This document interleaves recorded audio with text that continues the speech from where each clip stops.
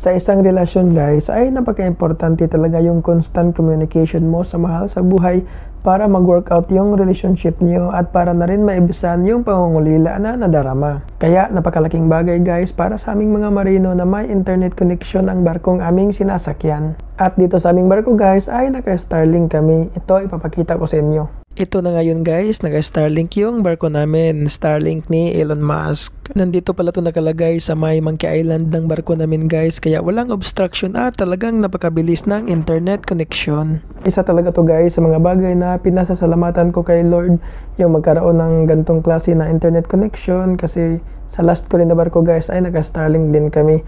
Kaya in terms of communication guys sa mga mahal sa buhay ay talagang walang problema dito sa barko namin. Kaming anengki guys, pagising, coffee break, lunch break, coffee break sa hapon. Tapos pagkatapos ng trabaho guys ay talagang palagi kami nag-uusap. At least guys sa ganitong paraan na palagi kami nag-uusap ay maibisan yung pagiging homesick namin at yung pangungulila namin sa kanila. Iba pa rin talaga guys kapag nakausap mo sila in person at nakakasama mo na sila. Kaya palagi naming binibilang kung ilang araw na lang yung natitira sa kontrata namin para makauwi na kami. Sabi nga nila, home is where the anchor drops.